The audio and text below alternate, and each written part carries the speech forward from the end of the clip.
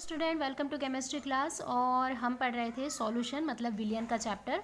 आप सभी को मालूम चल गया है कि विलयन किसे कहते हैं। विलयन एक तरह का समांगी मिश्रण होता है जिसमें दो पदार्थ इस तरीके से पूर्णतः एक दूसरे में घुल जाते हैं जिससे वो एक ही प्रकार के पदार्थ या फिर एक ही प्रकार के सॉल्यूशन में दिखाई देते हैं। तो हम इनको समांगी मिश्रण बोलते हैं जो दो प्रकार से बने होते हैं। एक होता है विलय और एक होता है विलायक।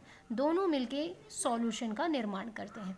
तो आज हमें पढ़ना है सॉल्यूशन के इससे पहले हम पढ़ चुके हैं सॉल्यूशन के मोल स्थिरांक के बारे में, मोल कॉन्सेप्ट पढ़ चुके हैं।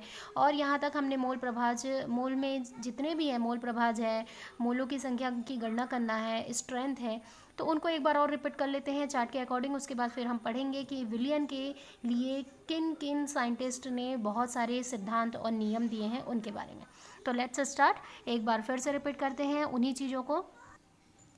तो बच्चों यहाँ पे मैंने एक कॉलम बना के रखा हुआ है जिसमें सॉल्यूशन इन चार चीज़ों को आपको मेन फोकस देना है। स्ट्रेंथ, आप लोगों को वीडियो क्लियर हो रहा होगा आई थिंक। स्ट्रेंथ सांद्रता, मोलरिटी मोलरता, मोललिटी मोललता एंड नॉर्मलिटी नॉर्मलता। ठीक है, तो बहुत इजी है इनको समझना। सबसे पहले हमको समझना है कि स्ट्रेंथ क्या है, सांद्रता क्या है। तो सांद्रता क्या होता है, यहाँ पे amount of solute in gram in 1 litre of solution. ये भी आपको ईजिली समझ आ रहा है कि ग्राम विलय पदार्थ की जो मात्रा होती है वो 1 लीटर विलयन में उपस्थित होती है।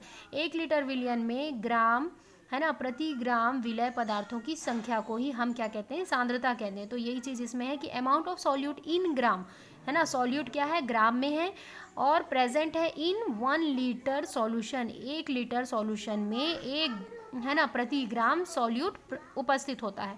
तो इसके सूत्र अगर देखें तो बहुत ही इजी है। स्ट्रेंथ मतलब सांद्रता, विलय पदार्थों का भार मतलब वेट ऑफ सॉल्यूट, है ना, जो आपको प्रश्न में दिया रहेगा भार, बटा विलियन का आयतन मतलब volume of solution. In CC का मतलब ये होता है कि लीटर में, मतलब कॉन्सेंट्रेशन में ही आपको देगा, है ना, ml में दे सकता है। तो ये चीज़ आपको अगर ग्राम में दिया है, केजी में दिया है, तो ये आपको कन्वर्ट करना होगा।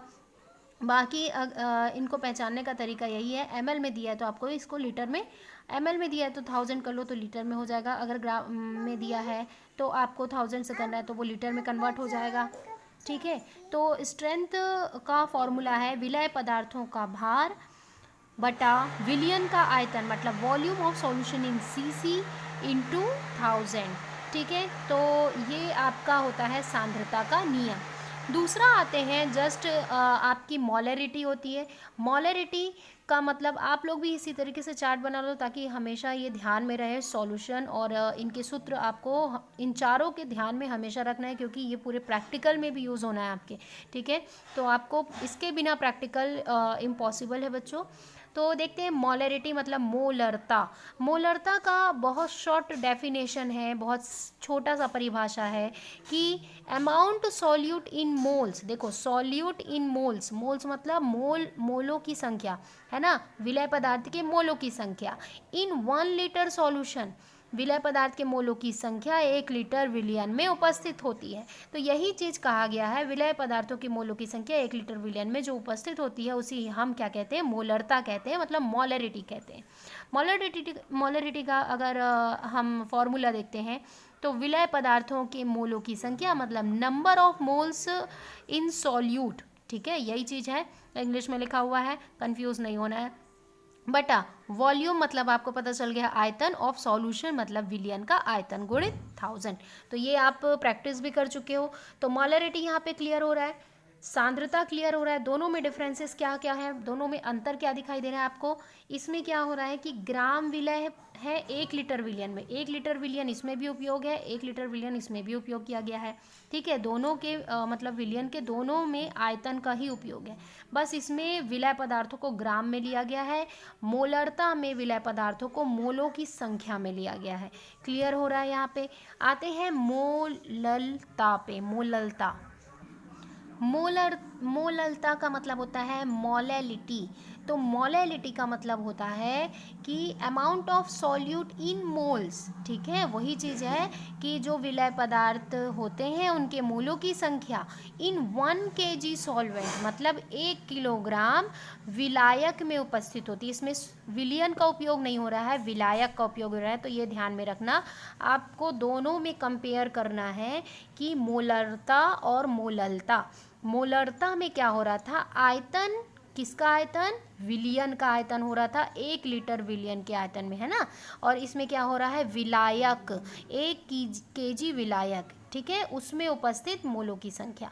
तो इसमें सॉल्यूट क्या हो रहा है, विलय पदार्थ क्या हो रहा है, समान है। परिभाषा में दोनों विलय पदार्थों के मोलों की संख्या की गणना कर रहे हैं, लेकिन एक में मोलरता में हम किस में गणना कर रहे हैं मोलों की संख्या को, 1 लीटर विलियन में, मतलब कि विलियन के आयतन में इसे चेक कर रहे हैं। और हम जब विलायक में 1 kg विलायक में किसी विलय पदार्थ के मोलों की संख्या को चेक करते हैं तो हम उसे मोललता कहते हैं। क्लियर हो रहा है, मोलरता एंड मोललता में दोनों में बस छोटा सा डिफरेंसेस है। इसमें विलय पदार्थ सेम है, मतलब मोलों की संख्या ही गणना करना है, लेकिन एक में आयतन में करना है, एक के आपको विलायक में करना है ना। तो आते हैं लास्ट नॉर्मेलिटी पे।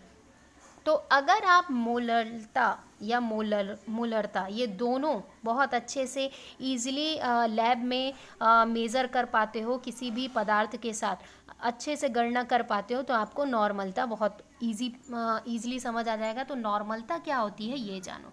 देखो, नॉर्मलता मतलब कि होता है कि ग्राम विलय पदार्थ, मतलब अमाउंट ऑफ सॉल्यूट उपस्थित होते हैं 1 लीटर विलियन में सॉल्यूशन में in present 1 litre solution. Same चीज़ है कि ग्राम, इसमें क्या करना है, ग्राम विलय पदार्थ, सेम वही चीज़ है, स्ट्रेंथ का ही फॉर्मूला है।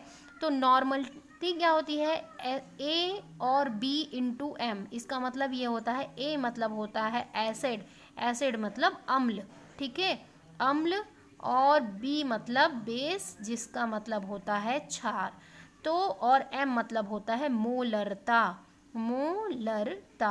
तो जो एसिड और बेस का जो इक्विवेलेंट वेट होता है, मतलब कि उसका अणुभार होता है, पूरा भार, तुल्यांकी भार, सॉरी अणुभार नहीं, तुल्यांकी भार।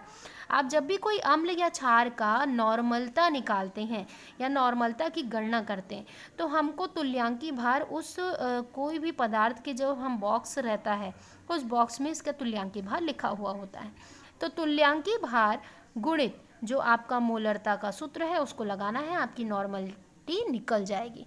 तो नॉर्मलिटी निकालना बहुत ही इजी है। जब स्कूल ओपन होगा तो आपको नॉर्मलिटी और मोलरता पे तीनों पे प्रैक्टिकल है, तो तीनों करोगे तो बहुत इजी लगेगा।